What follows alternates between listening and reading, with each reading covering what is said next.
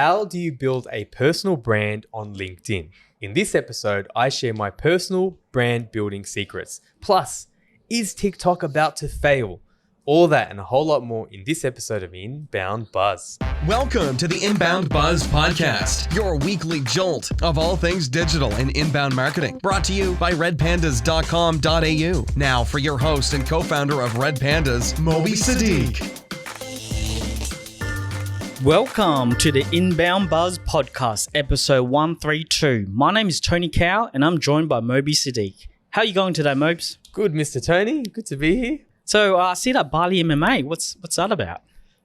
You go to a place, you buy the t-shirt. You were rolling? So you can training? Yeah, I did jiu-jitsu there. That's the same place I was talking about last time where I fell into a ditch on my scooter, if you remember. What's this about, please? I shared this last episode where in Bali when it floods and it rains, you can't tell where the road ends and the open ditch starts. Yeah. So I thought I'd be smart and overtake some people. I got too confident and I crashed into a ditch. So Are you okay? Yeah, I'm fine, man. I'm fine. Just my ego's a bit bruised, but I'm okay. What do we got today, man? What's first for our news buzz? GA4 auto-migration. Here's why you should opt out. So if you don't know, if anyone has GA4, they've set it up or they haven't and they were still working on universal analytics, you might have got an alert from Google about a GA4 auto migration where, Google GA4 does everything for you. It will migrate everything. But just be careful because, Google might migrate a lot of the stuff on your old, universal analytics to the new GA4 that you might not want. For example, Google Signals, audiences, remarketing. You just got to be concerned what you're bringing over to the new platform. Users, user access. I know there's a lot of people probably that haven't done a cleanup, so you might be given access to people that maybe no longer work in the company, or maybe no longer you need access. Just be careful. Data, breach privacy, legal's getting a lot more worse, but also conversions. What we were measuring back then in universal analytics has also changed. So make sure you do your conversion tracking optimization, events, everything. Get that right before you move it onto the new platform. So, right. Because like Google, GA4, you have to link it with Google Ads.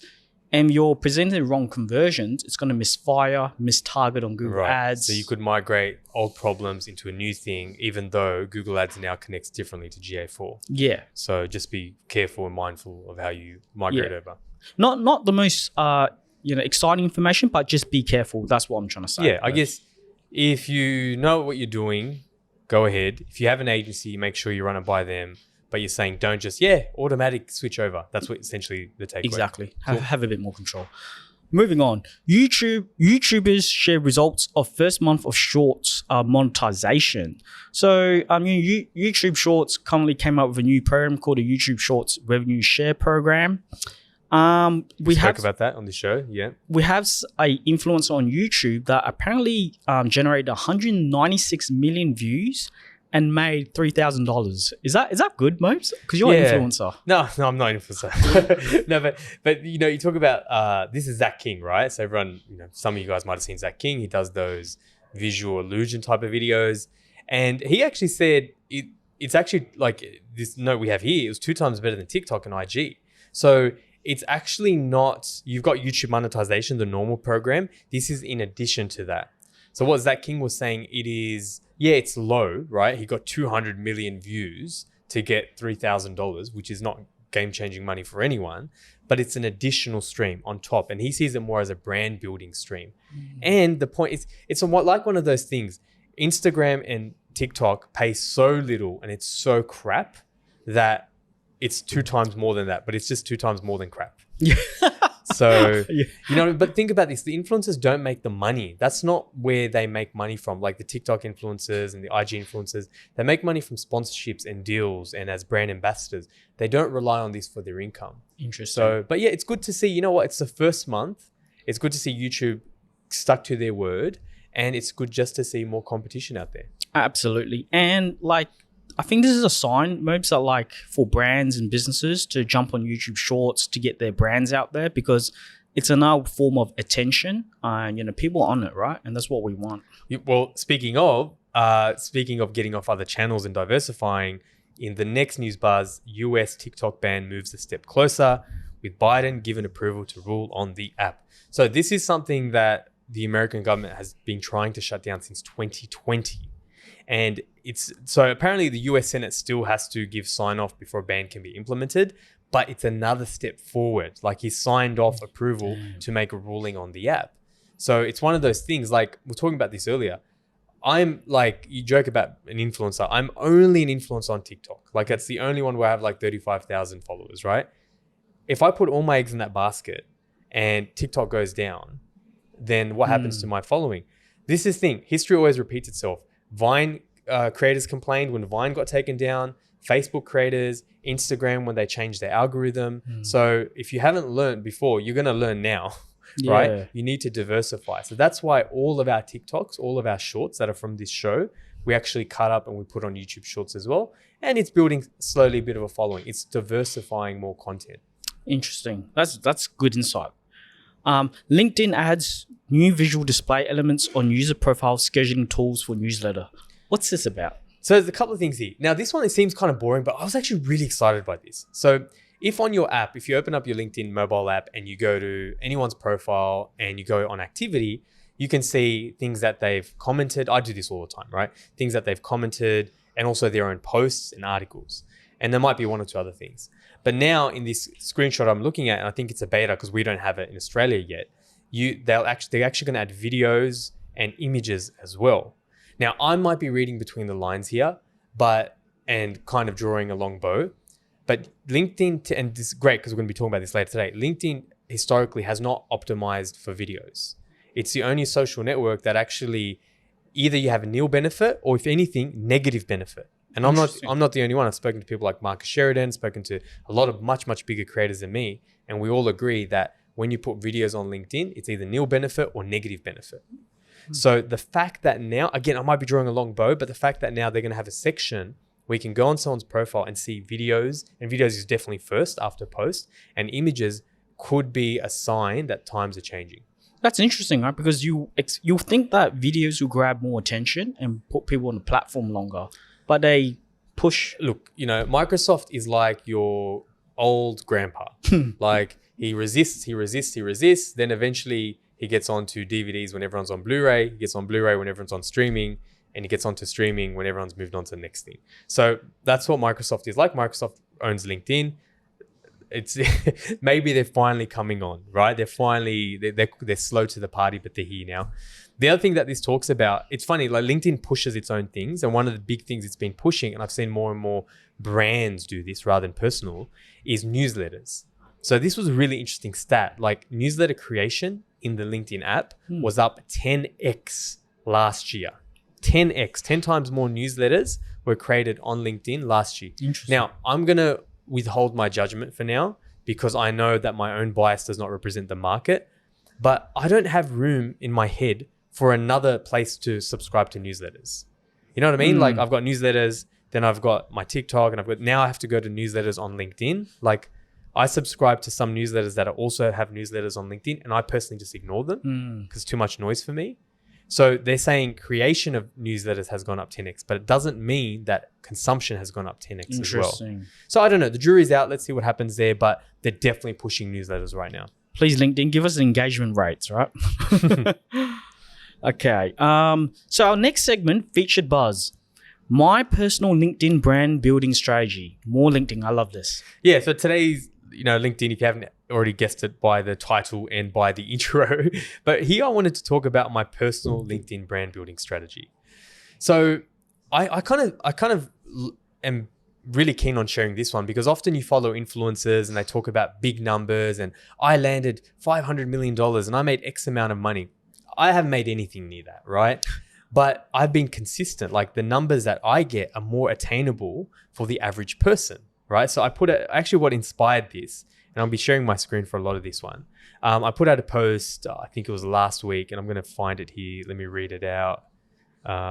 So I said, if you spent more than $1 on LinkedIn advertising, but you can't see the ROI on posting on LinkedIn, I'm about to blow your mind. So these are the metrics that I was talking about in my post, where I actually have 3 simple numbers I look at. And it's just a consistency game. I post 3 times per week, right? fail. For the last 18 months, maybe 15 months or so, I post 3 times per week, right? 10 likes per post. So it's one of those things. I'm not doing a report and pulling a whatever, but I like to aim for 10 likes per post. And the reason for that is if I put a post out and it only gets 2 or 3, and I still get posts that get 2 or 3, I get posts that get nothing. That tells me, ooh, okay, I just need to be mindful of that topic or the way I did that. And it's more of a feel. It's not a quantitative thing. It's more of a feel. I'm like, oh, okay, let me stay away from that. So 10 likes. Now, I've had posts last year that have 500, 600 likes, right? But 10 likes is kind of my base. If I get 10 likes, cool, awesome. And then 500 impressions per post. Now, if I get 10 likes, I generally will get the 500 impressions. Now, why do I do that? Because that doesn't sound like a lot. It doesn't sound like game-changing stuff. If you average that out, that's 150 posts per year. That's 1,500 likes, and that's 75,000 impressions. Damn. So the point I'm trying to make here is if you spend more than $1 on advertising and you don't believe in LinkedIn, yeah, maybe your industry is a little bit different, right? Maybe it's a pure FMCG or whatever. Then you don't understand LinkedIn. And the reason why I want to talk about this is our biggest, and I won't say their name on the show, but our biggest client that we ever landed was from my LinkedIn strategy, from my LinkedIn posting. So I can probably attribute, and this is complete transparency, complete honesty. I'm not here like we made 50 grand last year. No, we didn't make that, right? But definitely 2, maybe 3 clients for sure I know came from this. And it's funny that we're doing this today, Tony, because when we were planning for the show, I showed you a text message from someone who I worked with 3 or 4 years ago. And she literally said, Moby, I loved your post today. It was really inspiring. By the way, my partner, he's starting this business and I'd love if you could, speak to him. Fantastic. Right? He's going to connect with you. The post I did today, and I'm going to talk about, the different buckets of content, had nothing to do with what he's reaching out for me. It was like it was a heart post. I call it a heart post. It was about assuming positive intent and workplace culture. So yeah, this stuff works. So you're basically on top of mind, in the mind real state of people. It works. 100%. So once they are interested, so once they are ready for my stuff, they are going to think of me, right? Like if once they're ready to purchase my thing or whatever I'm an expert in, they're going to think of me. And it's interesting too. Like, I one of my favorite phrases this year has been short-term easy is long-term hard. Short-term hard is long-term easy. Love that. So applying to this, short-term hard, yeah, it's hard to get into the habit. It's hard to do 3 times a week. It's hard to come up with ideas. But because I've been doing it so easily now, I've got this muscle. Like, I try to read a couple of books per month. I just see content now. Like I'll read 10 pages and I'll be like, oh my God, there's 2 post ideas here. I pull out my OneNote on my phone and I just put a 1 line. Like this is the topic. Moby has a lot. He just showed me. I've got like 3 months worth of content. Yeah. Now I'm not creating the post then because it's too time consuming, but it's like pinning it to the cloud, right? So the one I put up today about positive intent, we were talking about it in a meeting and I love that mantra and I just put in my notes, assume positive intent post. Then what I do is I have a routine now. So either I'm scheduling out all my posts for the week on one day, or I'll be like, okay, cool. I usually do it in the morning, like 7 o'clock in the morning, look at my OneNote. What am I feeling? Yeah, that one I'm not really digging right now. That one. And then I'll spend 15 minutes, sometimes less, sometimes a bit more, and I'll craft that post. But I like to use the scheduling feature. So that's my honest, brutal, bare bones strategy. It's very simple. It's numbers driven. It is rules driven. 3 posts per week. That's my aim. And that's what I do. And it works for me. So like, let's say I want to start doing this. Like, do you have to stick in your niche? Like, what's the do's and what's the don'ts? That's what I'm confused about. Yeah, good question. So the niche one, it's interesting you said that. I've got like the people who I've connected to, and I don't know them well enough to reach out to them and grab them by the neck and like, stop doing this stuff. Like one of the biggest don'ts is stop talking about one thing, right? If you are, let me think of an example who I definitely know I'm not connected with. Let me change the example I'm thinking of. Say you sell gardening tools, right? Stop always talking about gardening tools. Or even you might think, okay, let me be helpful, right? Because no one does it on purpose. This is a gardening tool, or we help this client, or this thing. People don't care about that. The biggest secret is the most obvious secret. In social media, the biggest secret is the most obvious. It's in the name. Be social. You don't go to a wedding party. You don't sit on a wedding table and be like, talk about how you're so good at digital marketing. No one wants to hear that. They want to hear about how your boss was a prick and how you got the courage to tell him to, you know what, or, you know, leave and whatever. And then you went somewhere else and now you're loving your life and now you feel more motivated, inspired. Why do we like that? Because it's relatable. And that's the thing I want people to take away from today. Relatable content. Relatable content isn't, but if you follow that rule, relatable content, there is no way you're going to be talking about the same thing all the time. No freaking way. If you're a gardening tool company, you're a CEO of a gardening tool company, I wish I picked something that I actually know, right? Because I don't, shearers, cutters, like I'm not a handyman. You guys have guessed, right? I'm not a handyman. But if you're always talking about that, that's not relatable. But if you're talking about relatable content, like, you know what, today was a tough day. We had to let our team go. Or today was a tough day and I had to admit I was wrong. You know, like relatable stuff, like the heart content. So I would say, now that actually is a good segue to one of my do's, right? One of my do's of social media is have content buckets. So I'm going to share my screen. So if you guys are listening, then great, just listen along.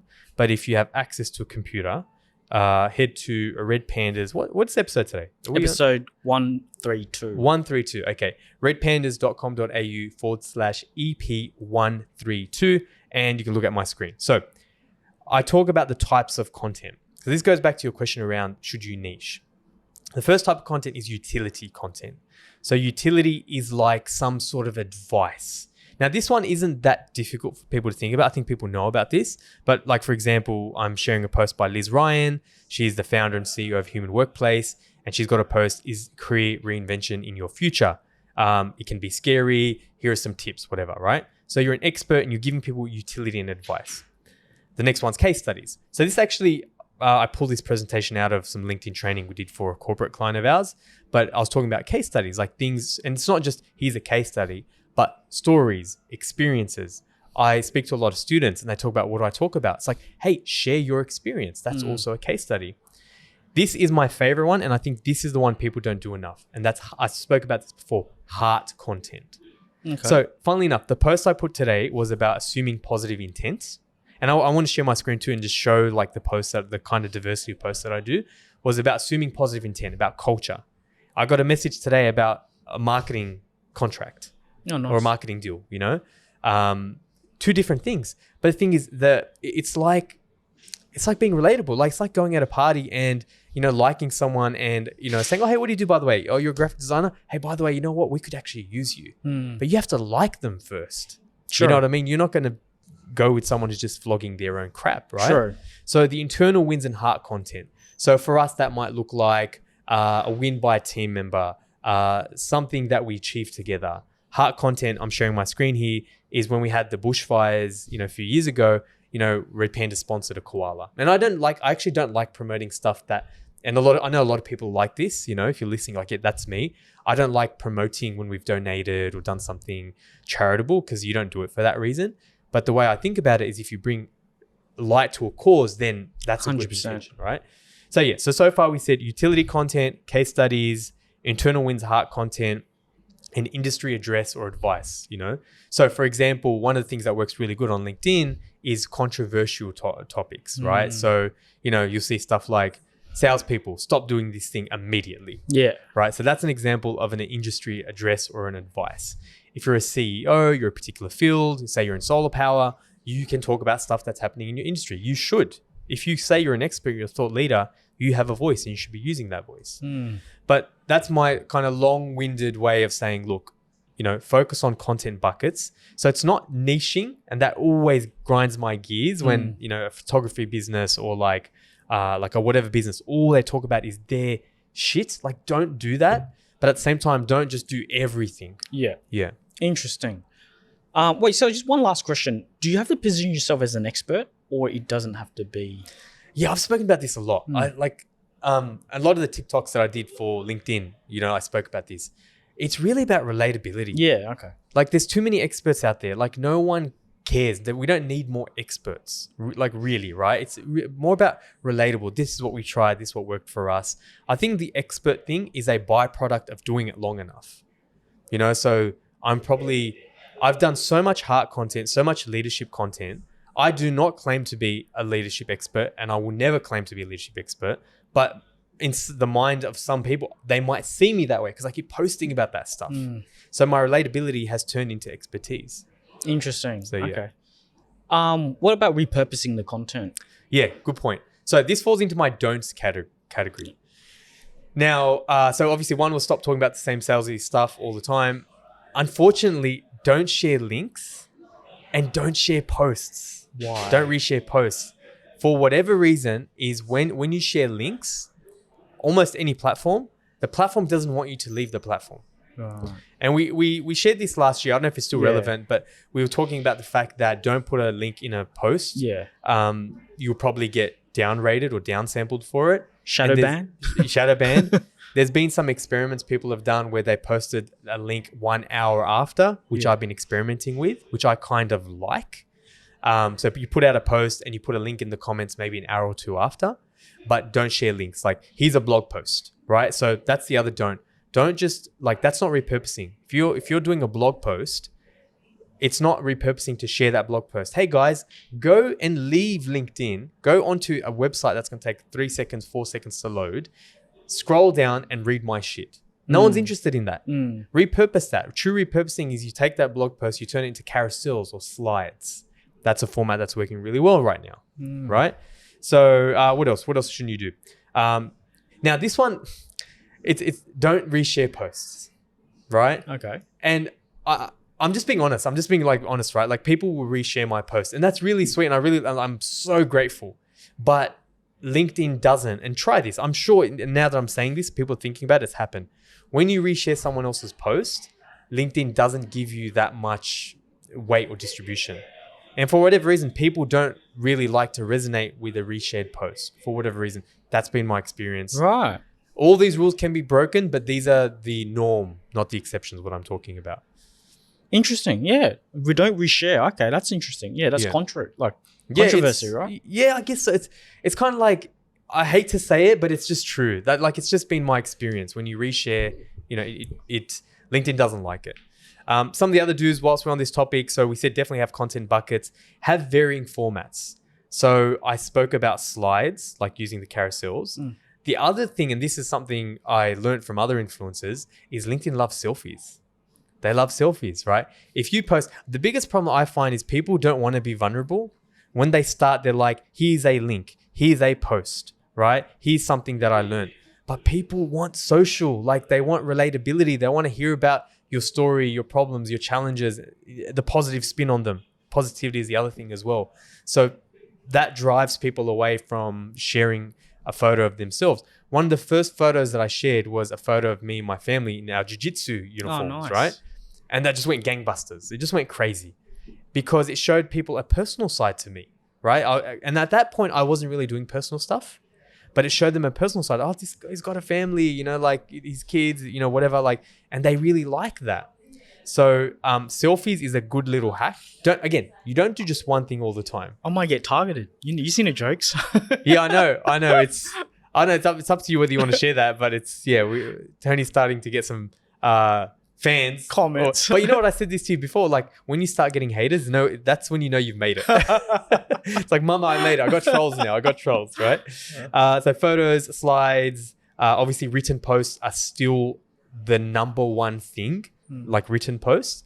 But like we were saying in the news buzz earlier, I really hope videos start taking off. But right now, it's not a case. You told me one thing as well, Mobs. You tested like your own content in Chat GPT, and you noticed like your own original content was just much better. Yeah, and we've done some shows on Chat GPT, and we've actually got and we'll share it in the show notes actually.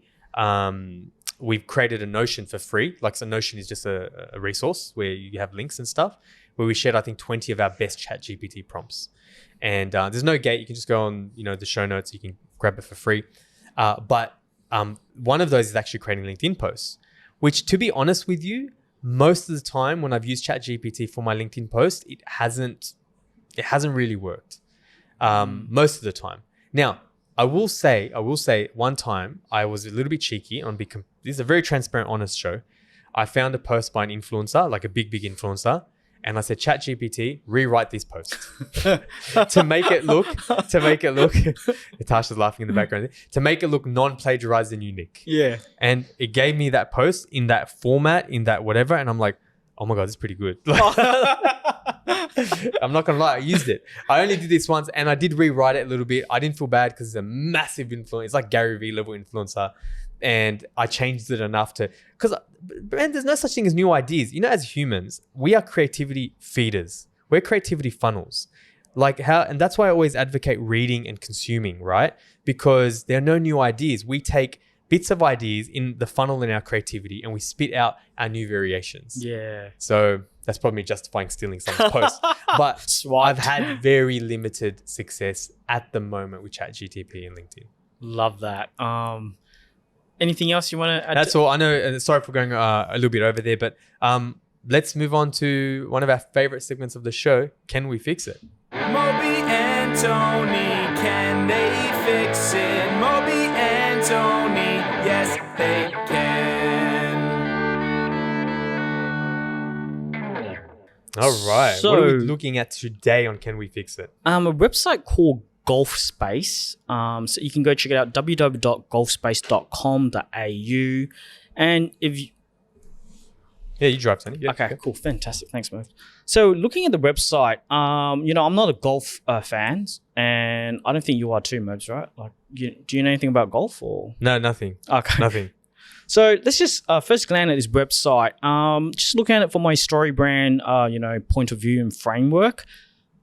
I don't quite understand the message, and that's like me coming from a non-golfing background. And let's say if someone like me that was interested in applying, I just don't know what this is about.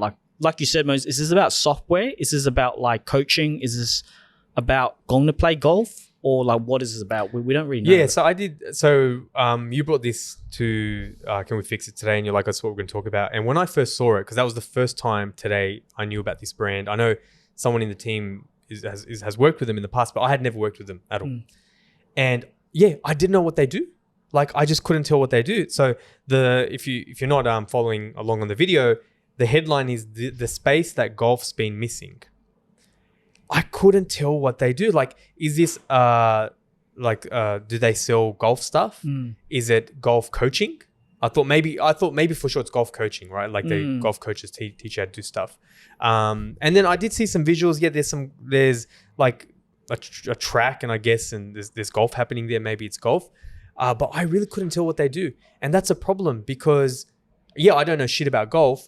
But no one else can tell what you do by the space that golf's been missing. We don't know what that means. Absolutely. And I think like on that topic, when we scroll down, it was a nice message that we did understand, didn't we, Mo? Yeah, I think it was. And we're doing this live with you guys, right? So I think if we go to our space. So, okay, let's not just be critical. Let's actually say what we would do to it.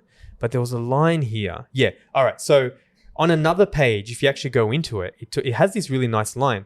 Practice like the pros with 12 TrackMan 4 golf simulator bays. Now, it's not perfect. It needs tweaking. But imagine this as the title instead of the one I just said that I've already forgotten. Practice like the pros with our golf simulator bays. Yeah, that makes a lot more sense to me. Okay, awesome. It's not software. I'm going to be practicing, and you got golf simulation there, and you got bays there. Cool. Now, that's just off the top of our head, right? That's just kind of, it could be finessed and tweaked, and you need to do StoryBrand properly to get it. But that's the point you're trying to make. It's actually what problem do you solve and what do you actually do? Fantastic. Now, looking from a design perspective, we like to follow, and we'll add in the show notes like this, the Z line for website design. What I noticed, the Z line's where the eye follows. Yeah, it goes naturally. left, across, down, and across. Yep. We'll add it in the show notes to our website. So we can see the first call to action is on the left. That's a bit weird. I've never really seen that, but it's different. It has a compelling offer. Then we move to the right, book now. That's all right. And as you come down, it pops up and you got your book now and you got the play video. I guess it's like a soft call to action, and this is more of a hard call to action. What happens if you play the video? A video pops up, I believe. Or not. Okay, there we go. Yep. Okay, cool. Did you like that?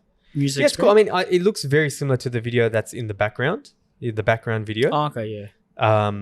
usually what we talk about is having a hard, like you said, hard call to action, maybe a transitional call to action. So like a softer call to action, like, Nice pop-up. like a download a guide or whatever, like, something where we can still capture their information, download a voucher or, whatever. Yeah. But something that is not a hard call to action.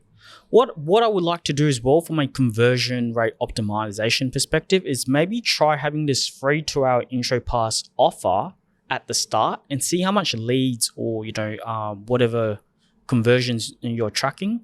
I think that would something to split test with if from SEO and for paid ads if that was an option. That's something to look at. Scrolling down, there is a lot of like information as we scroll down about what they offer. So Performance programs, yep. Yeah, they do get specific. I like that. It gives details. I noticed the sliders as well as we move down. Sometimes I think like we can add content. I don't know. This is not clickable, but if this could lead to another page about the content or message, and we what we do in Red Pandas is we create content clusters. I think that would work for SEO purposes. Moving down, I noticed it was very hard to find the blog page. There's only one button that gets you to the blog page. I'm big with creating learning centers. What do you reckon? I think there's two problems here. I spoke about this once on one of our sales episodes where I was talking about in a sales pitch, where in a sales pitch, people do not judge you for the sum of the content you share. They judge you on the average. So that means rather than share 3 really awesome things, 4 mediocre things, and 2 crappy things, you think, I've given so... No. They're going to judge you on the average. So just focus on 2, 3 really good things. Now, similarly, why am I saying this? It kind of applies to pages too. Like more bloat doesn't actually add, like less is more. So I think this site definitely could benefit from story brand. This doesn't necessarily add to that. But yeah, when you spoke about in the pre-work when you spoke about the blog, I agree so much because man, like, so we had a client we worked with, Wim to Warrior, martial arts, a brand. And what we said to them is create how-to content, right?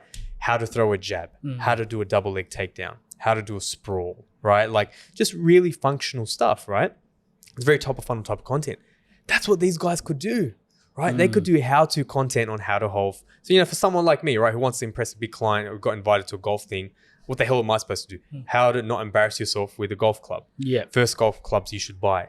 And then start getting really kind of middle of funnel stuff. Like, because what this software looks really cool. It looks like it teaches you swing and it hits somewhere and it actually gives you feedback, right? So it's like, okay, how to use, Golfspace to better your swing, right? Like actually really kind of getting into the nitty gritty and giving people value. But spot on, I think video content for these guys is absolutely gold. And on top of that, because looking at the vlogs, I think the structure can be a little bit better because it's a bit hard to read on the eye. Yeah. I mean, I think definitely for that, if someone visits, like they should check out. We recently redid our blog pages in our resource center. Please check it out, redpandas.com.au. 100%, and then go to the resource center there, and you'll see how we categorized our content and try to make it easy to read as well. But yeah, usability, you're right. What else? From a advertising perspective, I noticed there was like no social ads, specifically on Facebook and stuff. And I think with such a compelling offer, like free 2-hour intro pass, and let's just go to the landing page, I think you could really grab a lot of leads and get a lot of enrollments. So I do think there's a really good strategy that we can use. And also looking at it from, like a Google Ads perspective, I looked at organic ranking, search and stuff.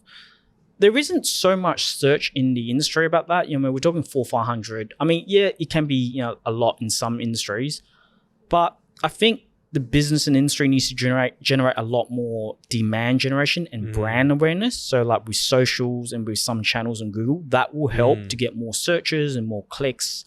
So that's something to look at. Because it's a disruptive product, right? It looks like it's an innovative product. And when you have a disruptive product, you have to build generation. Yeah, that makes a lot of sense. And, there's a lot of things that you can do with like work functions and stuff that people might not know about that would be so cool to, just to try and stuff. They do a decent job. Like in some parts, I saw there was something like, so StoryBrand talks about highlighting the problem and making the problem more visible. They're almost throwing salt on a wound, but then giving them the solution and the antidote. So they do talk about it like going to a golf range and waiting and whacking balls and you don't get any feedback and da-da-da, but it's kind of hidden. Yeah. Like it's not done in the headlines. It's just hidden in blocks of text that people won't read. And if you don't believe me, if you watch this Golfspace, go to a bunch of websites and you tell me whether you're reading the body content. Like look at it for less than a minute, which is the average time people look at a page, and tell me what you absorbed. It's probably not the stuff in the blurbs. Yeah, 100%. I do like one thing that's one of the points is they have a contact section, to book your classes and stuff. Yeah, like a timetable. Yeah, I think that's pretty cool, right? It's just a little really bit different. And also with the golf gifts, I think you could maybe do something with this. I know Google Shopping, you can't always use info products in the Google Shopping, so I don't like it. But I think there's ways of getting around it, being a bit more sneaky and tactical, adding like an image page and test it on Google Ads. Right. So Google Shopping doesn't always they like shopping products. They don't like informational type products. Yeah. But I think we can do something with this and they can offer a lot more. Adding an image. Yeah. Okay. Stuff that we can do. So little hacks there. Add an image and you can maybe turn it into a Google Shopping campaign. Yeah. Like wow. Okay. Things to test. That's about it. That's awesome. That's really cool. I love your stuff, Golfspace. I don't like the idea of walking around on a golf range, so this seems pretty cool as well.